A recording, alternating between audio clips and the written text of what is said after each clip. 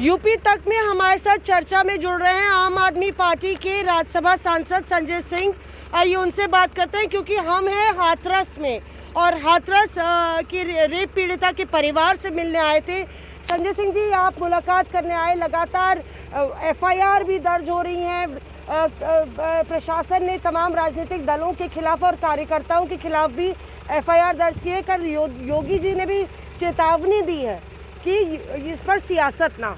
देखिए, पहली बात तो ये इस गरीब बेटी का घर ऐसा लग रहा है हिंदुस्तान का हिस्सा नहीं है। जिस तरह से इस पूरे इलाके को छावनी बना रखा है, यहाँ कोई विपक्ष का नेता आ रहा है उसको लाठियों से पिटवा रहे हैं, किसी को धक्का दे के गिरा दे रहे हैं, किसी को पटक दे रहे हैं। तो एक तुगलकी शासन इस इलाके में देखने को मिल रहा है। और योगी जी इस पूरी घटना में एक्सपोज हुए हैं। बेटी बचाओ का नारा देने वाले लोग, अपने आप को चौकीदार कहने वाले लोग आज जनता के सामने बेनकाब हुए हैं। मैं पूछना चाहता हूं, कैसे न्याय मिलेगा जब सरकार खुद ये कह रही है कि रेप हुआ नहीं।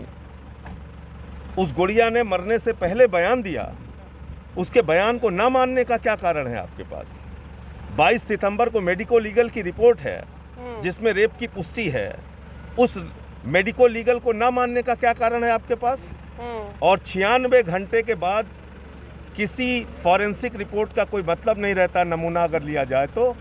आप उसके बेसिस पे कह रहे हैं कि रेप नहीं हुआ, जो 11 दिन बाद आपने कलेक्ट किया है। तो कुल मिलाकर ये इस पूरे मामले में पर्दा डालने की कोशिश हो रही है और दरिंदों के साथ सरकार खड़ी है। सरकार ये कह रही है षड्यंत्र हो रहा है। कल योगी जी ने भी तमाम बारी जब जो बयान है उसमें कई बारी बोला षड्यंत्र है देखिए, और बदनाम करने का। और भाजपा दुनिया की सबसे बड़ी अफवाह कंपनी है।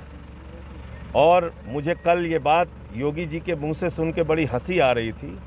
अहिंसा के पुजारी, भारतीय जनता पार्टी के नेता, उत्तर प्रदेश के मुख्यमंत्री योगी आदित्यनाथ जी कह रहे हैं कि सांप्रदायिक दंगे विपक्ष भड़का सकता है। जिस पार्टी का इतिहास हमेशा सांप्रदायिक दंगे कराने का रहा है, जिस पार्टी का इतिहास हमेशा नफरत फैलाने का रहा है, जो पार्टी जातिवाद और हिंसा में विश्वास रखती है, वो पार्टी कह रही है कि उत्तर प्रदेश में विपक्ष हिंसा करा सकता है, सांप्रदायिक दंगे करा सकता है। इससे ज़्यादा हास्यास्पद कोई बात नहीं हो सकती। एक और मसला जो उठ रहा है, आपको बता दें, ये पूरा जो इलाका है भूलगढ़ी गांव है और यहाँ पे लगातार अगर आप बात करें तो दलित परिवार कुछ नाम मात्र के लिए है 3-4। यहाँ लगातार पंचायतें हो रही हैं। कुछ समाज के ठेकेदार अपने आप को संगठनों के नाम पे वैमनस्य फैला रहे हैं। क्या आपको लग रहा है कि अनुमति दी जा रही है ये करने की? मैं खुद क्षत्रिय समाज से हूँ। मैं उन लोगों को कहना चाहता हूँ, क्षत्रिय समाज की परंपरा रही है बेटियों की रक्षा के लिए, बेटियों की सुरक्षा के लिए अपनी गर्दन कटवाने की ज़रूरत पड़े तो उसके लिए आगे रहना चाहिए। दरिंदों के साथ खड़े होकर उनकी पैरवी नहीं करनी चाहिए। उस परंपरा को कलंकित मत कीजिए और न्याय के लिए लड़िए। इस गुड़िया को न्याय दिलाने के लिए लड़िए। जो आज उनका परिवार रो रहा है, बिलख रहा है, अपनी बेटी का चेहरा नहीं देख पाया, उसके लिए लड़िए। पत्रकारों पर भी एफआईआर और मुकदमे की बात आई है कि पत्रकारों पर भी दंगा भड़काने और वैमनस्य फैलाने 14 एफआईआर मेरे खिलाफ हुई, देशद्रोह भी लगा दिया। 4 महीने में 14 एफआईआर उत्तर प्रदेश में किसी माफिया के खिलाफ नहीं हुई, हमारे खिलाफ हुई। ये हालत है।